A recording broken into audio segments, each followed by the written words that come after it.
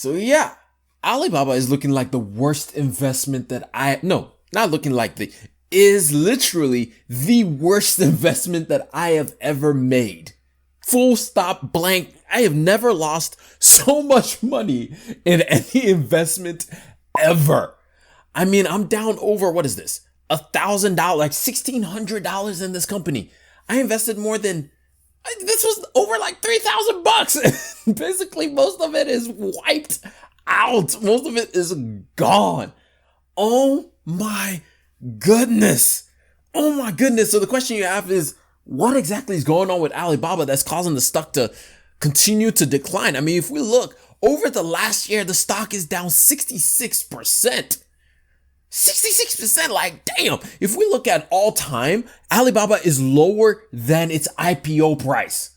Like it is down 18% all time. In other words, if you bought Alibaba when this stock went IPO, you've actually made no gain whatsoever on this company. Like my goodness, things are looking super bad for this company right now. And there's actual reasons for why this company is kind of going through this kind of downturn right now. The first reason is Chinese stocks generally are just getting destroyed right now. The main reason is one, last week, Thursday, the SEC selected to delist 5 different companies. So it says in this article, it says China watchers believe this is likely because the Securities and Exchange Commission has identified 5 US listed American depository receipts of Chinese companies for failing to adhere to the Holding Foreign Companies Accountables Act. The act, which was passed in 2020, permits the SEC to ban companies from trading and be delisted from the U.S. exchanges if American regulators are not able to review company audits for 3 consecutive years. These are the first Chinese ADRs to be identified as failing to adhere to the HFCAA. These 5 companies are on the list because they recently filed their annual reports with the SEC. So the risk of delisting all of a sudden is coming right back and right smack in the face of investors once again. And the fact that the SEC is actually serious about this, a lot of people thought like, oh, this thing would just kind of wash away. Everybody would forget about it. Everybody would do what they need to do. And the US and China would just be able to figure things out. But the US is like, no. Either you provide this information or we are delisting you. Like there is no two ways about this. So a lot of people are like, oh my God, let me just get rid of it and stop the pain. Because right after that, the stocks just plunged, like Chinese stocks just plunged. I mean, if we look at Alibaba in the last 5 days, we'll see this massive decline that happened after this story came out. Just look at that. It's down more than 23% just in the last 5 days after this story came out last Thursday. And so that's causing one of the massive shakeups when it comes to Chinese stocks like Alibaba, like I'm invested in.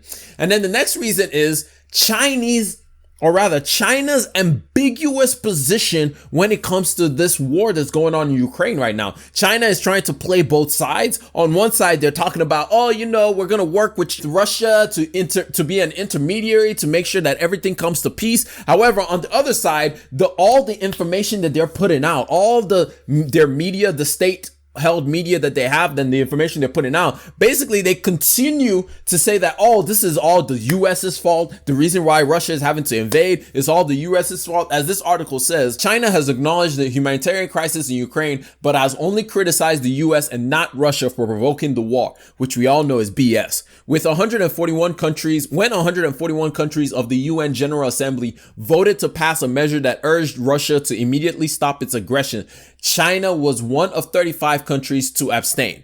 These are a few signs China has been proactively helping out Putin. For example, Chinese state-run media and government officials are parroting Russia's false claim that the US was supporting biological weapon labs in Ukraine. The US believes that this propaganda will be used as a pretext for Russia forces to use chemical weapons. And there's no denying the fact that Chinese President Xi and Russian President Vladimir Putin are good pals. They told us so themselves. Before the Olympics, the autocratic leaders issued a 5,000-word statement saying there were no limits to their friendship.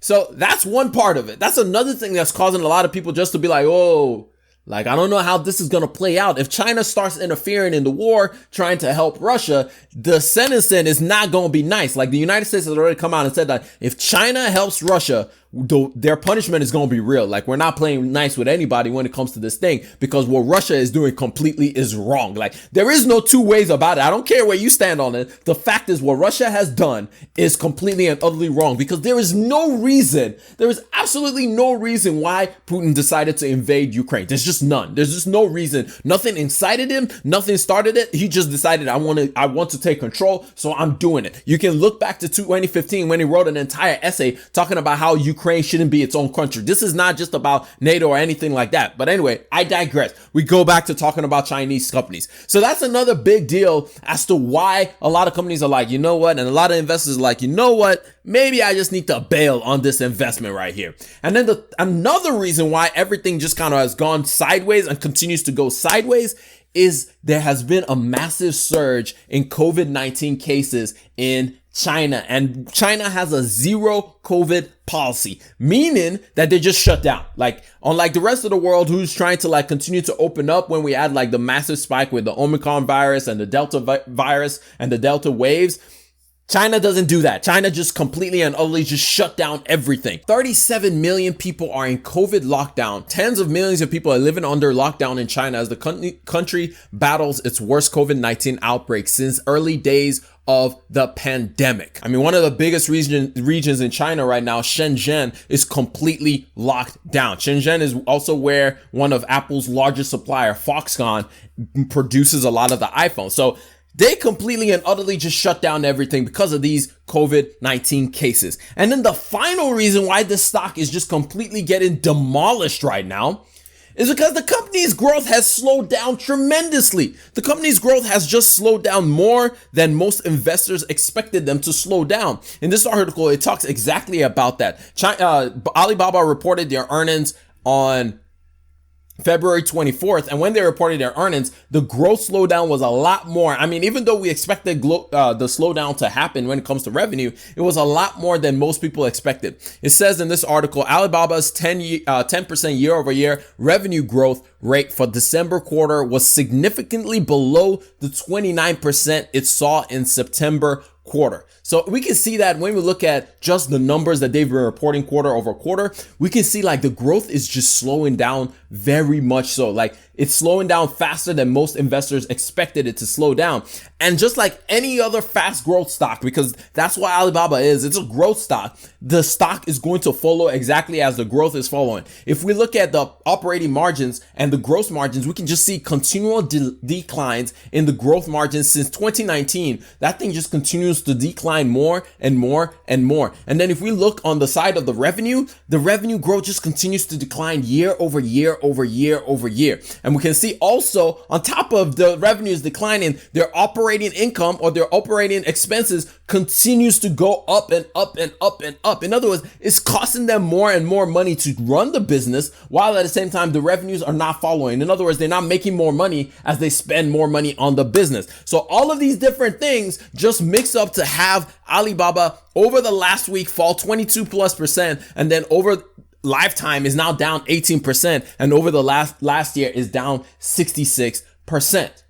And I am down in my investment 48%. So the question with that backdrop is, what am I going to do? What am I going to do with this investment? If I'm being completely and totally honest, I'm not sure. I am not sure what I'm about to do with this investment. On one hand, I want to just cut my losses and run. I just want to be done with this. I don't want to worry about this anymore. I don't want to think about it. I just want to be out of it. I just want to be done with it.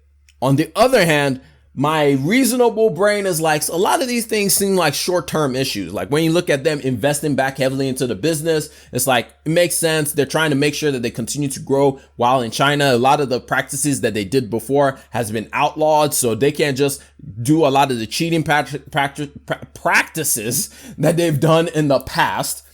And so that's going to affect their bottom line. There's a new competition, but they still have a lot of users. I mean, if we go back on this chart, we can see like their users are not exactly stopping. I don't know why it's not showing up right now, but you can also see like the revenue continues to grow and new segments of the business continues to grow, even though it's not growing as quickly as we would prefer. For example, their cloud computing segment, even though it's not growing as quickly as I would prefer for it to be growing, it is growing and is going to provide them with much better revenues moving into the future.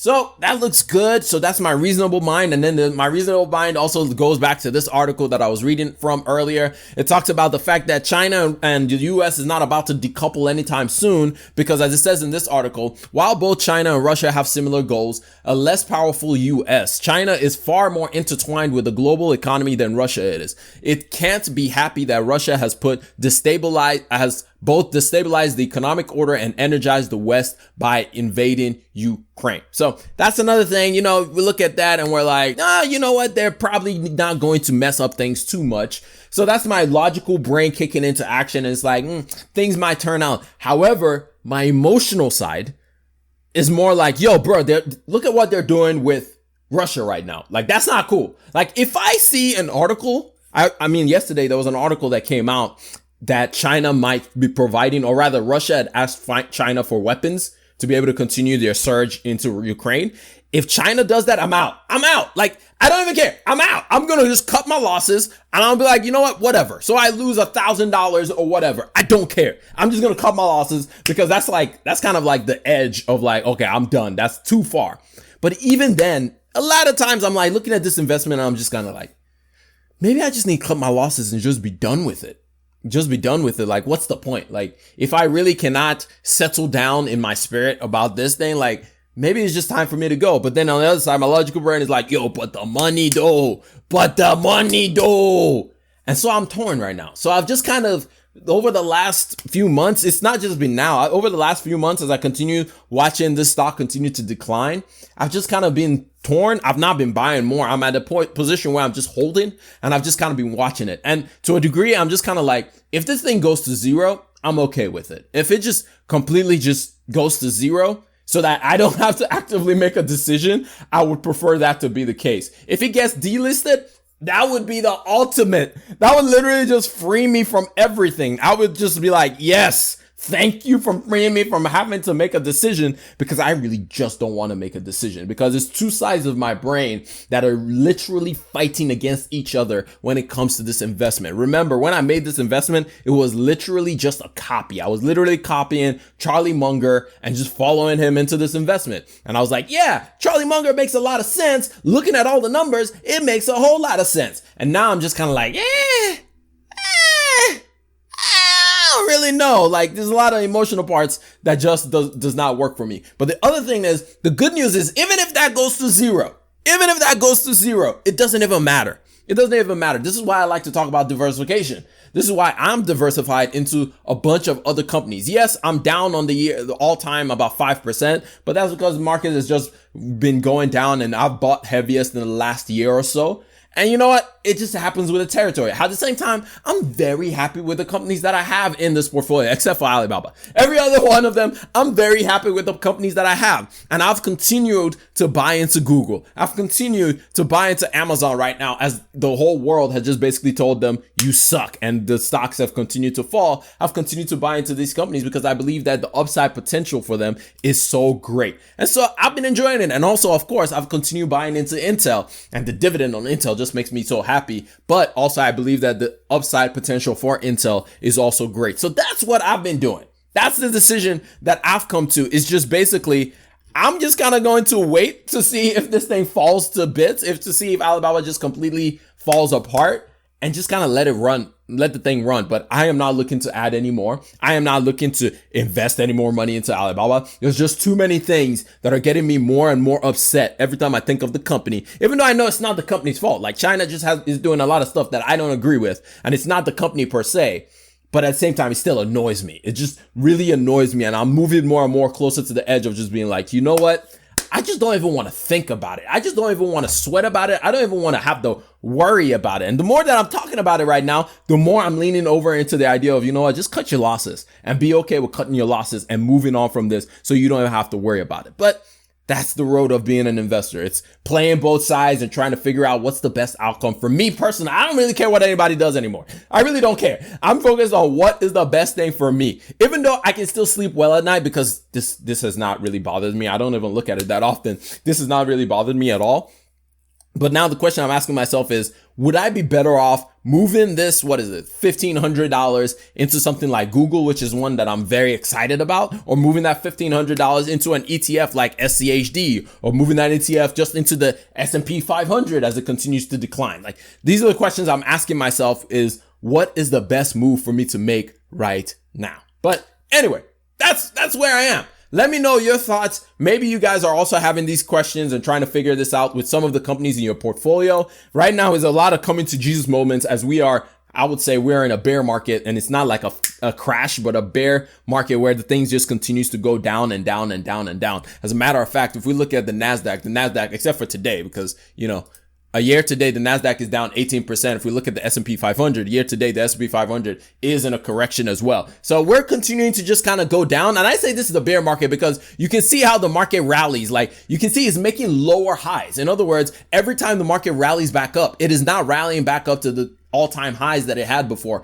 Rather, it's rallying back up to a lower high. And it just keeps on having these moments where the entire market gets euphoric and it's like, buy the dip. And then, shortly after that, the market continues to go down again. So this is a lot of coming to Jesus moments where a lot of us are coming to be like, you know what? What do I really know about investing in? What do I really want to invest in? But anyway, that's all I got for y'all. I hope y'all learned one, maybe two things out of this entire thing. And if you did, hit that like button. If you loved it, hit the subscribe button. But I'm gonna catch y'all up on the next one. Remember, generosity is always greater than greed. God bless each and every single one of y'all, and I'm out. Peace. Whoosh.